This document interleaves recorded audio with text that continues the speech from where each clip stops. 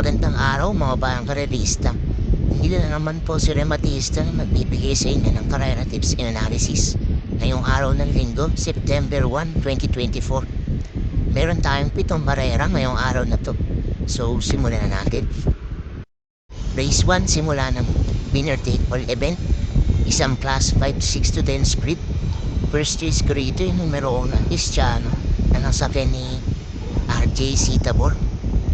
Last na panalo nito noong August 28 pa at meron siya doong 130 flat sa 1400. Isang derimating kabayo at tingin ko lamang siya rito dahil medyo mababa na yung mga kalaban.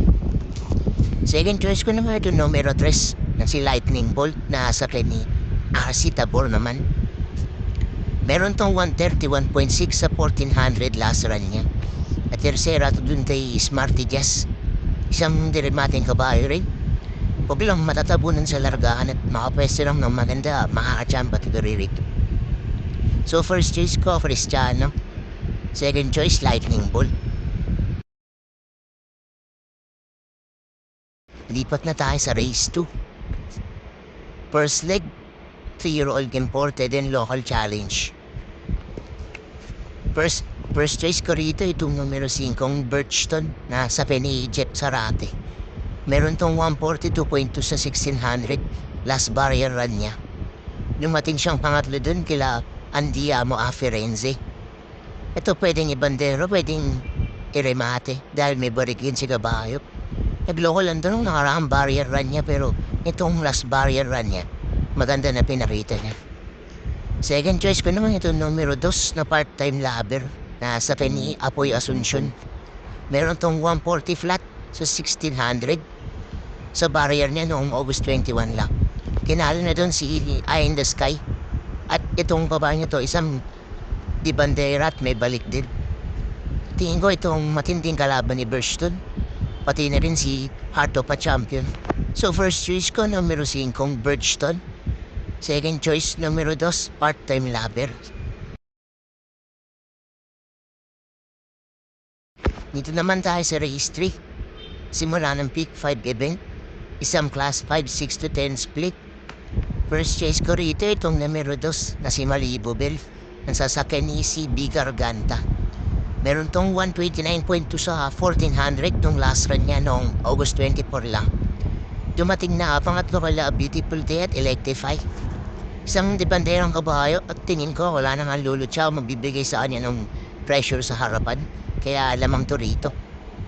Second choice ko naman itong numero 6 na si 7 of Diamonds na sa ni Kelvin Abobo. Meron tong 115 flat sa 1200 last run niya noong August 23 lang. Dumating tong pang-apat din kila Tough Failing. Ito isang dramating kabayo. Kahit maiksi ang karera, kaya nitong rumimati kaya tingin ko ito lang din makakalaban ni Malibu Bell. So first choice ko numero 2, Malibu Bell. Second choice numero 6, 7 of Diamonds. Lipat na tayo rito sa race 4. Simula ng peak 4 event. Isang class 4, 34 to 39. First choice ko nga rito itong populenting 1-in-1A na si Sabawani at American Paraya. Nalasaktan ni Joel Shego at GL Shego Jr. Itong si Sabawani nanalo to noong July 27 pa at meron siya dun 126.8 sa 1400. Isang diremating kabayo at pabor saan na yung race dahil puro di bandera yung kalaban. Ito namang si American Paraya, isang di bandera at matibay sa harapan. Nanalo to noong August 17 lang, banderang tapos at meron siya dong 126.4 sa 1400. Second choice ko naman itong numero 6, Eye in the Sky na sa ni Charles Reyes. Ito mukhang maganda na rin ni Gilos nung nakaraan pa. May best time to na 125.6 sa 1400 noong July 15 at siya yung nanalo dun. Isang di banderang kabayo, talagang matibay sa harapan. Pag nilaban to rito, malaki rin chance nitong manalo. Third choice ko naman itong numero 3 na Uticus na sa ni JB Bahaykay. Nanalo to noong August 9 lang at merong 113.6 sa 1200. Isang di banderang kabayo dati pero ngayon, pinaparemate na rin. Todiado pa to rito. Pag nakapwesto to ng maganda, baka makadihado to rito. So first choice ko, 1 and 1A sa Bawani in America Paraya. Second choice, numero 6, Eye in the Sky. At third choice, numero 3, Eutychus. Dito na tayo sa race 5. Huling extra double ng araw ng linggo. Isang class 4, 22 to 27 split. First choice ko rito, ito numero 1, Hook on the Run. Nasa kay ni Joel Ciego. Inalo to noong February 20 pa. Meron tong 113.6 sa 1200. Isang diremating kabayo at ngayon na lang ulit tatakbo.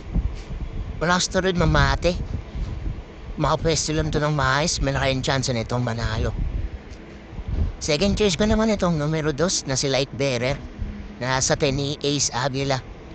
Meron tong 127.6 sa 1400 last run niya noong August 18 lang. Nasigundo to dun kay Batabing. Isang matuling na kabayo to. Baka makasaulo ere. At kapag walang lumot siya kaya nito tumapos ng karera. So first choice ko numero 1 Hook on the Run. Second choice numero 2 Light Bearer.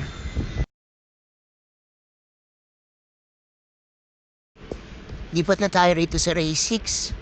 Huling daily double para sa araw ng linggo. Isang class 4, 16 to 21 split. First choice ko rito itong numero 1 Calendar Girl. Nasa pa ni Are Madonna. Ito nanalo to noong June 23 pa. Meron tong 126.6 sa 1400 sa isang trophy race. Isang diremating kabayo ito at sanay na sa malakas na laban. Tingin ko lamang to rito. Second choice ko naman itong numero 4 Maliana.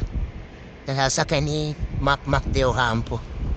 Nanalo to noong August 25 lang. Meron tong 126.2 sa 1400 bandera tapos. Ang ganda ng preba nito nakaraan. At dalawang grupo nga agad yung inakit niya. Tingin ko kaya niya pa naman dito sa grupo na to. Dehado pa to rito. May rate lang ulit ng maayos ni Mac de Ocampo sa harapan. Malaki yung chance na itong manalo. So first choice ko numero 1 Calendar Girl. Second choice numero 4 Aliana.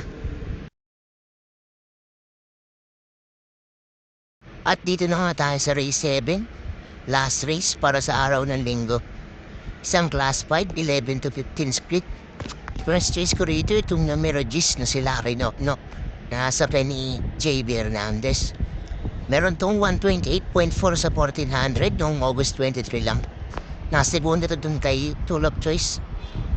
Isang disunod na kabayo at mahagapay lang sa likuran. Tingin ko di naman to matatabunan sa largahan dahil nasa labas ang numero niya. At dumay din to ni JB Hernandez kaya malaki ang chance nitong manalo. Second choice ko itong numero 5 Potential. Nasa pa ni Bergemer Galieta. Nanalo to noong July 21 pa. Dihadong nanalo to din. Ito nag-uumento si kabayo dahil itong mga nakaraang race niya lagi siyang tumitimbang. Isang diremating kabayo at laging laban. Baka makadihado pa to rito. Third choice ko naman itong numero 3 na si Advocacy. Nasa kay ni JMS Torque. Meron tong 114 flat sa 1200 noong August 21 lang. Dumating na segunda to dun kay I Tell You at photo finish pa nga sila. Isang diremating kabayo. Pabulsaan na yung distansya dahil kahit maikli ang karera nakakaremate ito. So first choice ko numero 10 Lucky Noknok. Second choice numero 5 Potential. At third choice numero 3 na Advocacy. So doon nagtatapos ang ating karera tips i-analysis para sa araw ng linggo. Maraming salamat sa mga nanood at sana magsitama tayong lahat. God bless sa inyo mga bayang karerista. Don't forget to like, comment, and subscribe for more karera tips.